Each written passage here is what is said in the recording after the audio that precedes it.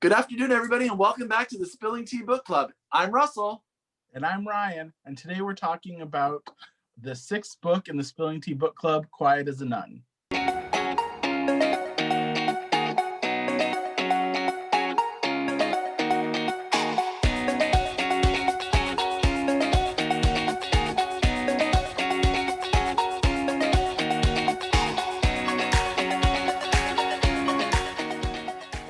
Quiet as a Nun.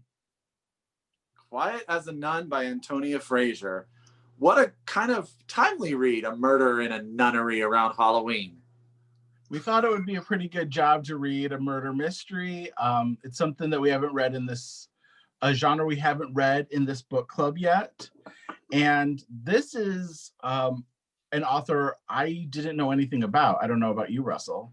I had never heard of Antonia Fraser, but this cover is so good that I was so excited to read this book. And the back of the cover, or the back of the book, is excellent as well. So let's talk about Antonia Fraser. So her full name is Lady Antonia Margaret Caroline Fraser. She's referred there as Lady Antonia because she's royal or something. I don't know. For anyone watching from the UK, we're American, so we don't understand those things, and we just call people by their names. But her name is Lady Antonia, which sounds very fancy, so I'm very on board with Lady Antonia. She was born in 1932. She's 88 years old. She's still alive, which I was surprised. Yeah. Her father was the 7th Earl of Longford, and her mother was the Countess of Longford. And she went to Oxford University. So she's well educated. She comes from a really good family. Sounds like she has everything going for her. She was raised Catholic, it sounds like, which is why this takes place in a nunnery, I guess. She knows about Catholicism.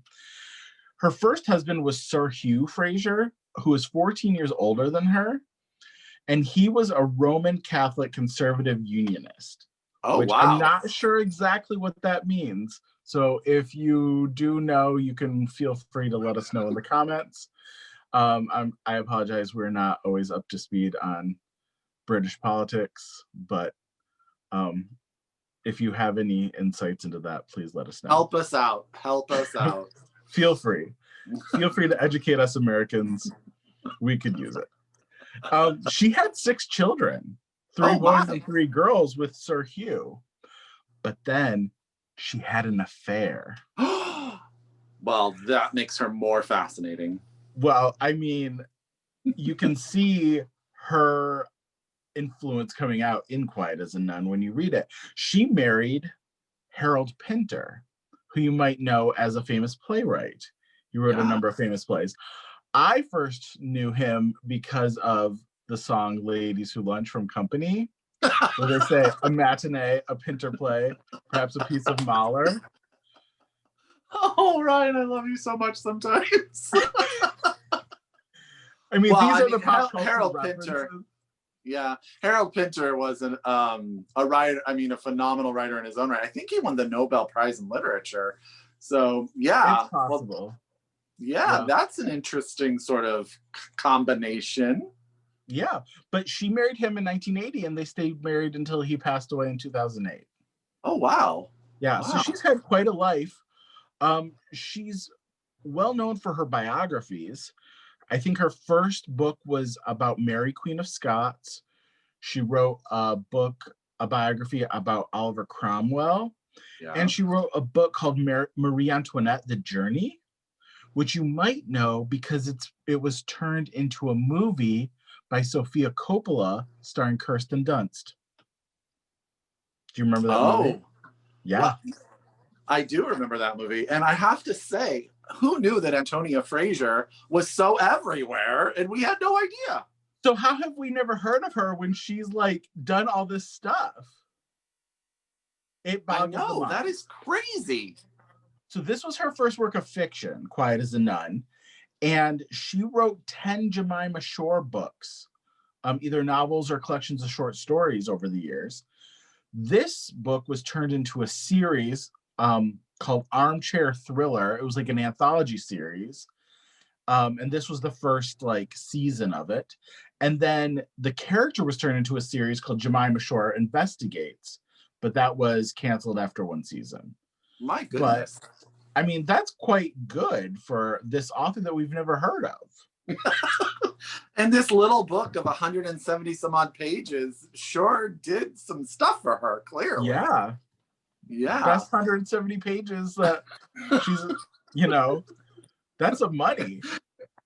Yeah. Well, that's crazy. So we're going to try to briefly, was there more about her, Ryan? Because I mean, that seems like there was a lot going on. She's also a powerful sorceress. No, I'm just kidding. That was it. That's all. I mean, it would have been like funny if she was like, and then she became prime minister, and then she took over all of Luxembourg and turned it into a theme park. I don't know. This video series might turn into us making up things about authors soon. I don't know. The pandemic is making us a little loopy. Oh, goodness. Well, it's hard with a mystery to sort of summarize a plot, because especially with this type of genre, we don't want to ruin anything. But how to explain this book? So Jemima Shore this book is set in the 70s, I would say, and she is a TV personality who is a TV investigator. So she investigates different topics that have sort of social relevance and so on and so forth. And I, for some reason, couldn't get like those 1980s TV shows where you would follow these people around as they investigated stuff and interviewed people. And I think that's very similar what she does. At the very start of the book, Jemima reads in the newspaper about a death at a nunnery, where she recognizes that she knows the person who has died. She went to school with her, because it turns out she went to this convent school. She is not Catholic. However, she went to this school as sort of like a student who, it's not bustin', but it's like she was not one of the people that stayed at the school. Her family was local, and she would go in. And she recognizes the nun. She recognizes the school. It brings back memories. And then she gets an invitation to sort of come to the convent because she may know something about the death. And it goes from there. She gets there and she finds out a lot of really interesting stuff about her friend. We have these flashbacks where we learn about her youth and how she developed this friendship. And we learned that her friend has dealt with some nervous breakdowns and some mental health issues. And we learned about the history of the convent too, and why her death is so important to sort of the future of the convent and all of that sort of stuff. I think that's enough, Ryan, because we don't want to give too much away, right? Yeah, I don't want to give away too much, because it's just 170 pages. And if we give away too much, there's not point in reading it. Well, what I wanted to talk about a little bit is, I thought one thing that Antonia Fraser did really, really well is she made some of these characters in this convent really interesting and had such a backstory. I wanted to know more about them, especially Sister Agnes, who was like an actress, dancer turned nun, and becomes sort of one of the characters that we see throughout the story. That's true. I think this book could have really expanded on that. There's a lot of nuns that had an interesting backstory, like Sister Agnes. Even the nun who dies at the beginning, her backstory is that she comes from a wealthy family, and she she's very into the service and wants to serve the poor, but there's some politics even around that, because her views don't always line up with the views of the convent, and so there's some tension there. So I agree. I wish they would have expanded maybe a little more into that universe. I agree. And I think for me, I was a little bit surprised. I didn't expect this book to be it's more of a mystery and a death, and there's a lot of like economics to it and titles and land and power, which I didn't expect to see in the narrative. And I think that if I were more cognizant or aware of sort of the stuff that was going on at the time regarding land holding and who owned what and where, that it may even made more sense to me as a reader in 2020. I needed a little more detail there just to sort of align it for me. But I did think it was really interesting that what we learn about what happens when you become a nun and join a convent and where all of your sort of belongings wind up, and the difficulty to change those choices. And Sister Miriam wants to change her choice, right? And that sort of becomes the narrative crux of the book. Yeah, that's true. I mean, and there were some really nice little details, like the car that they took to go to the city. Like one of the nuns said it was her car because she donated it to the convent when she joined. Like nuns essentially have a dowry they give to Jesus or whatever when they join, and they give their worldly possessions. And so this car used to be hers, and so she knew it well, but then somebody corrected her as like, no, it's the convent's car. Yeah. And so that was very interesting. I don't know about you, Ryan. Have you ever heard that nuns are bad drivers? No. And that was like an ongoing joke throughout the book about how the nuns were bad drivers. And then Jemima gets in the car with the nun who owns it. I can't remember her name. Was it Sister Lucy, maybe? Yeah. And she's a crazy driver. Like Jemima's like scared for her life. She goes into town. And I thought that added a really nice sense of humor to the book. Yes, it wasn't all darkness. And even the murder at the beginning, or the possible murder, like we don't know, like it happens before the book even. So this isn't a grisly book at all. This isn't like a really like it's not a horror book. It's not like a really gruesome book. So I did like that too. It was later, and it focused more on the lives of these characters. So that was nice. Yeah, I was trying to figure out about how I would sum it up, and I sort of was like, it felt to me like a British version of Murder, She Wrote at times. Yeah. You know, how like our main character was there doing the investigating and there were other things going on, but we didn't see them, so we weren't like horrified by it. But there are a couple of instances of tension, because there is this sort of story around the convent and the school of the Black Nun, which is a nun that has no face, and it's totally is like this ghost that appears before other nuns die. And that sort of the ghost aspect of it, I thought was actually at times very well done, very tense. Yes, I agree. It was nerve-wracking. Yeah, I mean, there were some of those moments in the book, and she did a really good job of ending chapters on cliffhangers. Yeah. So it kept you reading, and you would want to find out what happens. And that was really well done. One of the, I tried to find the series, the BBC series, the Armchair Thriller, but it's not streaming anywhere in the US, and I couldn't find it even on DVD or anything. But I did find online that there's a moment that is kind of one of those tense moments from the book that has been called one of the scariest moments on British television. So, and we will link that in the comments down below. Ryan's going to send me the link, and I will make sure that you guys can see that. Isn't it? I will be fascinated to know how you guys feel about scary in 1970 versus what we find scary today.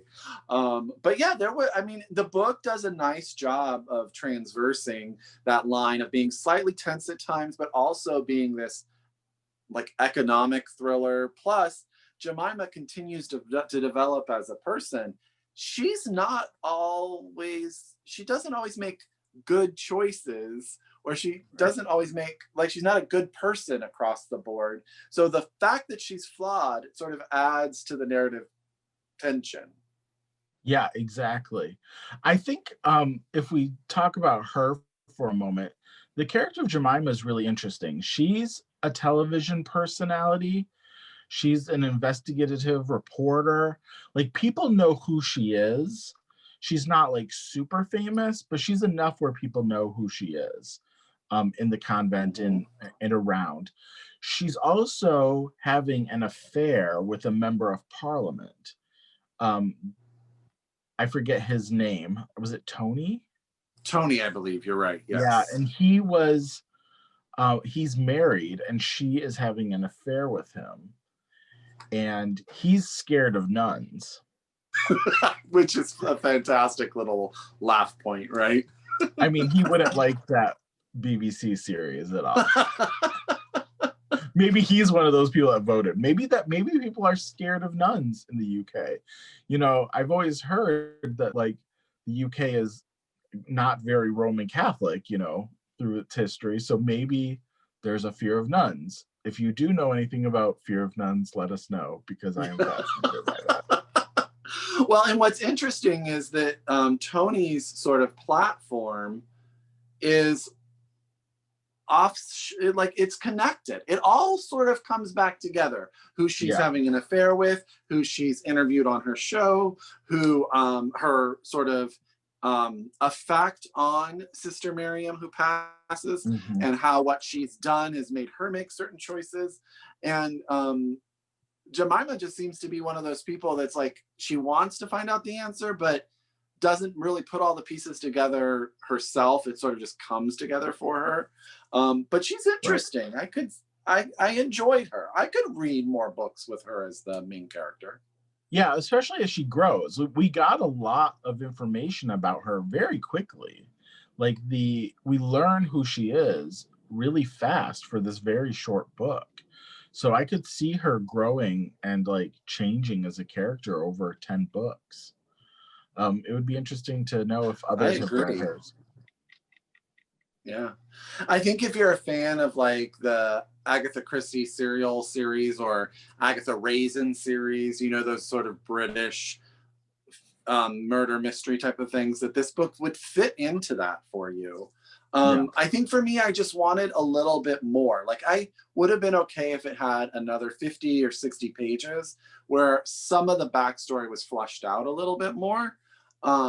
Because there were interesting characters. I just didn't get to know them as well as I wanted to. Right. And I would have liked maybe a little more misdirection. It's not that I predicted Mm, what was going to happen at the end.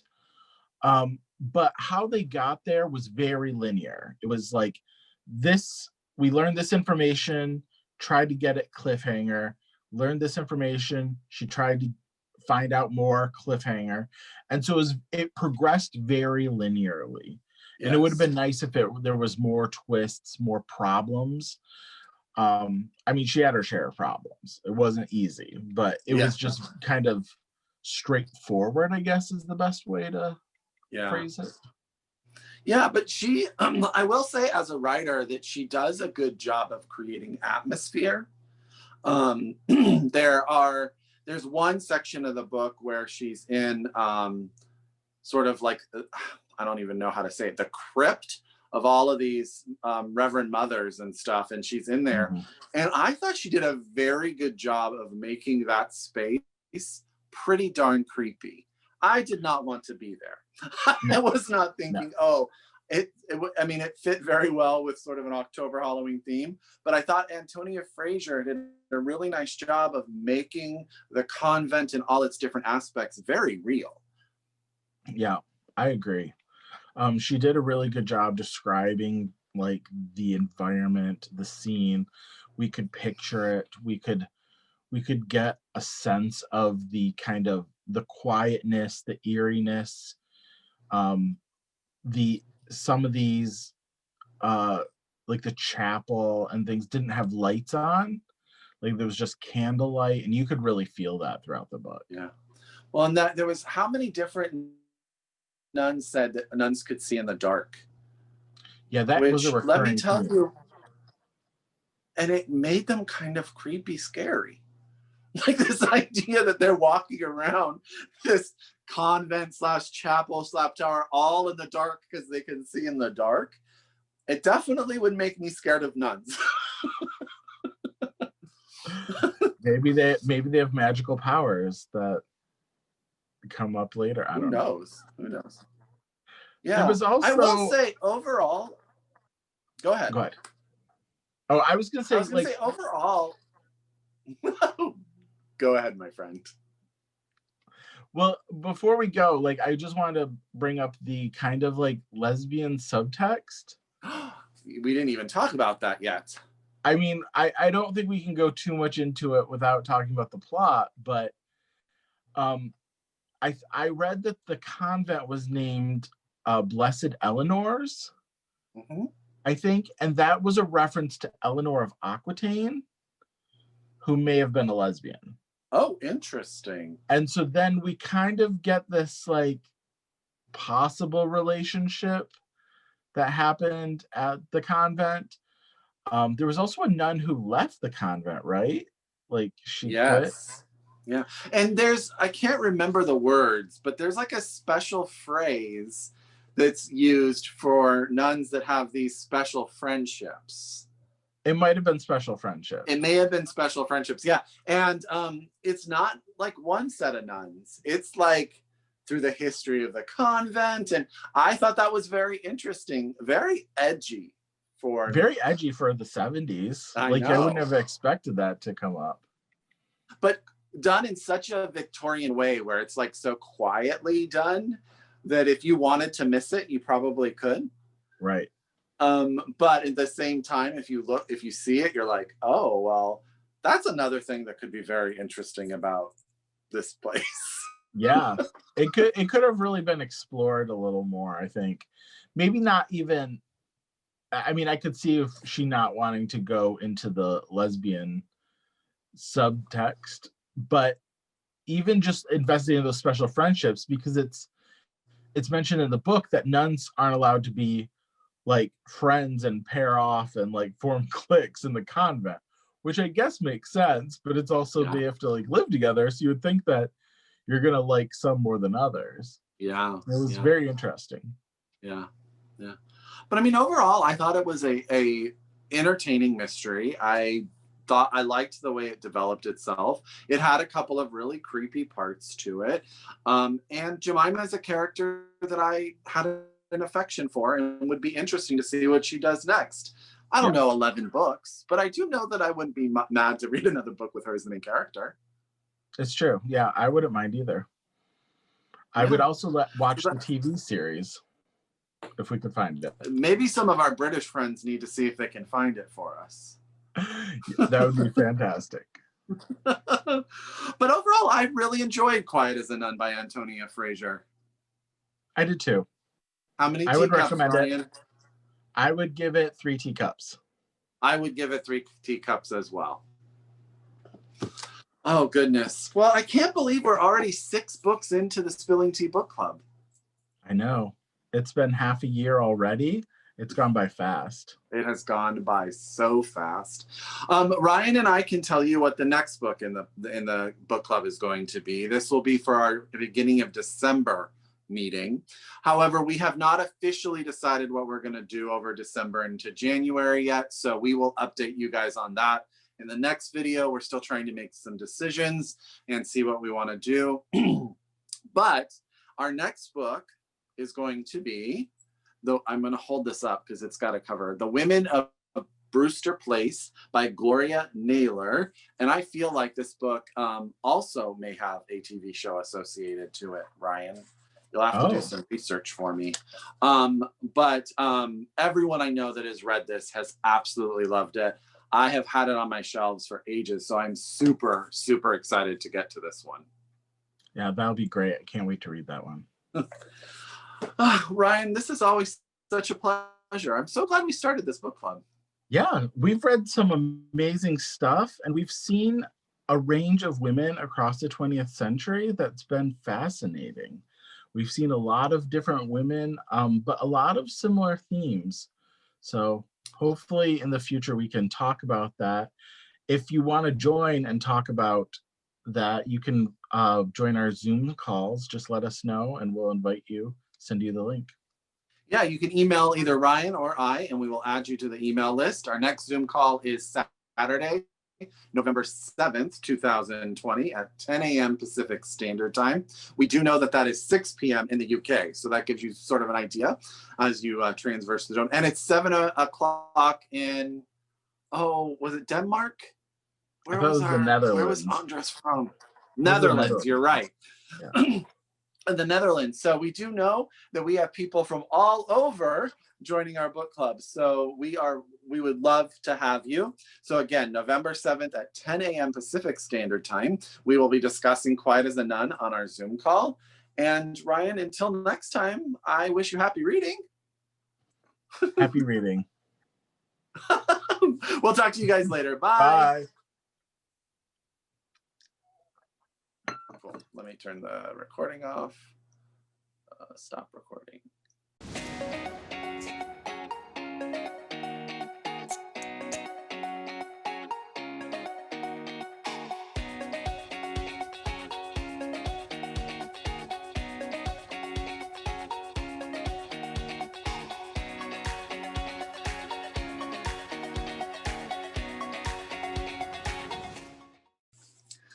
Hi, everybody, and welcome back to the Spilling Tea Book Club. It's Russell.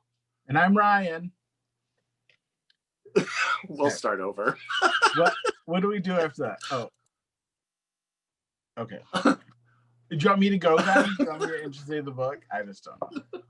No, I'm going to start all over again. Okay. Dan better not include this. You can put it at the end as a blooper. Okay. Whew. Hi, everybody, and welcome back to the Spiel.